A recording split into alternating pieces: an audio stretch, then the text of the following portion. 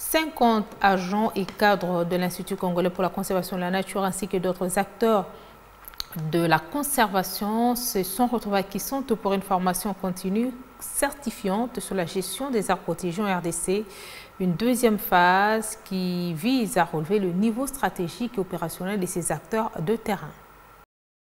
L'Institut congolais pour la conservation de la nature a procédé au lancement de la deuxième phase de la formation continue certifiante des gestionnaires des aires protégées de la République démocratique du Congo.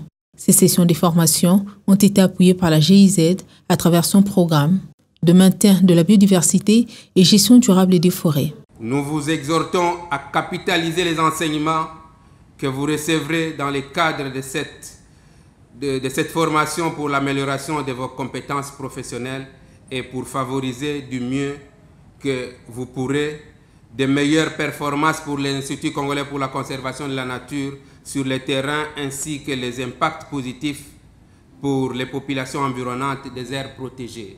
Depuis la première phase du projet lancé il y a 6 mois, la coopération allemande ne cesse d'apporter son appui technique et financier à ce projet de formation. L'objectif est de contribuer à une gestion efficiente et efficace des aires protégées de la République démocratique du Congo. Pour que l'ICCN fasse ce travail essentiel, il faut que l'ICCN dispose des collaborateurs qui sont formés, qui maîtrisent les dernières connaissances et qui sont capables de jouer le rôle nécessaire voulu pour la protection de cette biodiversité. Ce programme de formation continue de l'ICCN vise à relever le niveau stratégique et opérationnel des agents, dont la plupart sont déjà en exercice. Il vise également l'amélioration des compétences professionnelles pour une gestion durable et rationnelle de ce plus grand réseau des aires protégées d'Afrique.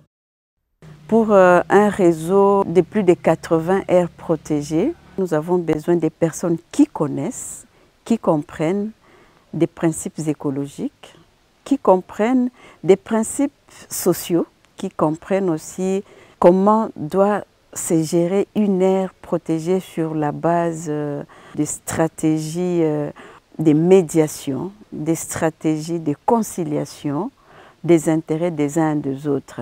Tout de suite après le lancement, l'ensemble des 50 participants sélectionnés parmi les agents et cadres de l'ICCN et les autres acteurs de la conservation se sont retrouvés à Kisonto. Ces hommes et femmes réalisent bien les défis qui les attendent pour la gestion de la méga-biodiversité in situ et ex situ. Cette formation elle est vraiment très importante pour moi, d'abord par ma passion parce que je voulais vraiment devenir conservatrice. Parce que peu de gens sont conscients de ce que représentent les ressources naturelles pour l'homme. En fait, c'est la vie, c'est même la clé de la vie. Après la première phase de la formation au bénéfice de 25 premiers apprenants faisant partie de la première cohorte, il était temps pour les formateurs d'évaluer les apprenants afin de se faire une idée sur l'appropriation des enseignements reçus. La première cohorte en formation depuis 6 mois voit bien le changement à mi-parcours grâce à l'application des acquis de cette formation continue. Il y avait des conflits entre les éco-gardes et la population riveraine. Il y avait des conflits avec les autorités politico-militaires qui appuyaient la population. Mais avec cette formation, tout ce que nous avons appris ici, ça a un peu changé les histoires.